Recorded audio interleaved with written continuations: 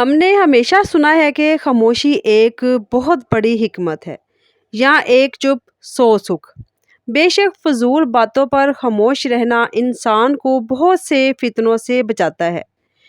خاموش رہنا بہت اچھی بات ہے، یہ بہت بڑی انسان کے لیے فائدہ مند چیز ہے، لیکن یاد رکھیے زندگی میں ہر جگہ خاموش رہنا عقل مندی نہیں ہوتی۔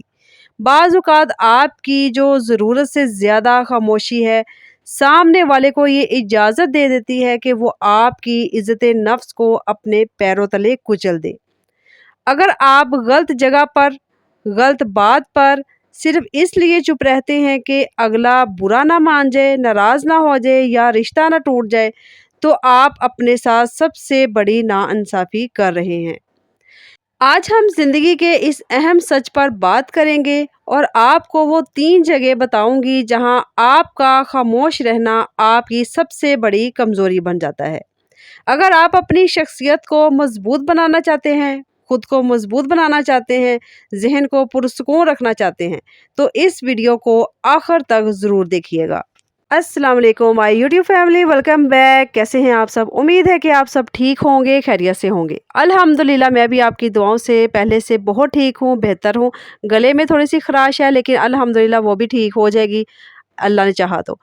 باقی دعا ہے کہ اللہ پاک آپ سب کو اپنے گھروں میں خوش رکھے، آباد رکھے، ہمیشہ ہنستا مسکراتا رکھے اور ہمیشہ تندرستی والی زندگی دے اور زندگی کی تمام پریشانی کو اللہ پاک دور کرے، آمین۔ آج کا جو ٹاپک ہے وہ بہت زیادہ خاص ہے۔ چینل پر آ چکے ہیں تو چینل کو سبسکرائب کرنا مت بھولیے گا اور بیل نوٹیفیکیشن کو بھی لازمی سے دبا لیا کریں تاکہ میری آئندہ آنے والی ویڈیو آپ تک پہنچ سکے، آپ کو فوراً مل سکے۔ گرمی کی شدت میں تھوڑی کمی آئی ہے، آندھی جو آئی ہے، بارش وغیرہ ہوئی ہے، ہوائیں چل رہی ہیں رات کو بھی، تو اس کی وجہ سے جو اللہ تعالیٰ نے ہے جو ہمارے پر رحم کر دیا ہے، مہربانی کر دی ہے۔ گھر کی روٹین اور شام کے کھانے کی روٹین کے ساتھ آپ کے ساتھ ٹاپک کو شیئر کرتی ہوں۔ چلیے ہم ٹائم ویسٹ کیے بغیر ٹاپک کی طرف چلتے ہیں۔ بسم اللہ الرحمن الرحیم۔ اس بات کو گہرائی سے سمجھنے کے لیے آپ کو ایک سادہ سی مثال دوں گی، غور سے اس کو سنیے گا۔ فرض کریں آپ کے گھر کے باہر ایک بہت خوبصورت اور پرسکون پودا لگا ہے۔ وہ کسی کو بھی نقصان نہیں پہنچاتا، بس خاموشی سے اپنی جگہ پر کھڑا رہتا ہے۔ اب اگر کوئی وہاں سے گزرے اور ہر روز ہی پودے کے پتے کو توڑنا شروع کر دے اور روز ہی ایسا کرے یا اس پر کچرا وغیرہ پھینکنا شروع کر دے اور وہ پودا بیچارہ خاموشی سے اپنی جگہ پر کھڑا ہے، تو کچھ ہی دنوں میں وہ پودا سوکھ کر تباہ ہو جائے گا۔ لیکن اگر اسی پودے کے ساتھ چند ہی چھوٹے چھوٹے جو کانٹے لگے ہوں یا کانٹے دار جھاڑیاں لگی ہوں تو کوئی بھی اسے چھونے سے پہلے 10 بار ضرور سوچے گا۔ انسان کا رویہ بھی ایسا ہی ہونا چاہیے۔ آپ کا اخلاق جو ہے وہ نرم ہونا چاہیے، لیکن آپ کی حدود اتنی مضبوط ہونی چاہیے کہ کسی کو آپ کا فائدہ اٹھانے کی ہمت نہ ہو، کوئی آپ کو نقصان نہ پہنچا سکے۔ وہ 3 جگہ جہاں خاموش رہنا آپ کو تباہ کر سکتا ہے، اس کی طرف چلتے ہیں۔ آپ کو اگزامپل دینے کا مقصد یہ ہوتا ہے کہ تاکہ آپ کو میری جو بات ہے وہ آسانی سے سمجھ آ سکے۔ اس کا نمبر 1 پوائنٹ ہے، جب آپ کی عزت نفس پر بات آئے۔ پہلی اور سب سے اہم جگہ وہ ہے جہاں کوئی آپ کی پیٹھ پیچھے یا آپ کے منہ پر آپ کی بے عزتی کر رہا ہو، چاہے وہ مذاق میں ہو یا غصے میں۔ اگر کوئی آپ کی پوزیشن، آپ کے کام یا آپ کی ذات پر جھوٹی تہمت لگاتا ہے، الزام لگاتا ہے اور آپ وہاں خاموش رہتے ہیں، تو دنیا یہ سمجھ لیتی ہے کہ آپ واقعی ہی ایسے ہیں۔ کوئی کسی کی جرت اتنی کیوں ہو سکے کہ کوئی آپ پر انگلی اٹھائے، آپ کی عزت نفس پر کوئی آنچ آئے؟ یہ نہیں ہونا چاہیے۔ وہاں لڑنا نہیں ہے آپ نے، بلکہ پرسکون آواز میں آپ نے آنکھوں میں آنکھیں ڈال کر یہ ضرور کہنا ہے کہ مجھے آپ کا یہ لہجہ بالکل پسند نہیں آیا، آئندہ مجھ سے اس طرح بات کرنے کی کوشش مت کیجیے گا۔ نمبر 2 پوائنٹ، آپ کی محنت کا کریڈٹ کوئی اور لے جائے۔ چاہے آپ گھر میں دن رات کام کر رہے ہیں، محنت کر رہے ہیں یا کسی جگہ نوکری کرتے ہیں، اگر آپ نے کوئی کام دل لگا کر کیا ہے، دن رات محنت کی ہے، اس میں جی جان سے آپ نے کوشش کی ہے، لیکن کوئی دوسرا آ کر آپ کے سامنے آپ کے کام کی تعریف اپنے نام کر لیتا ہے اور آپ صرف شرم و حیا کی وجہ سے چپ رہتے ہیں، تو آپ کبھی بھی آگے نہیں بڑھ سکیں گے۔ اپنی محنت کا حق مانگنا سیکھیں۔ اگر آپ صاف نیت سے دل لگا کر ہر چیز میں محنت سے کام کر رہے ہیں، کوشش کر رہے ہیں، تو کوئی آپ کے حق پر کیوں ڈاکہ ڈالے؟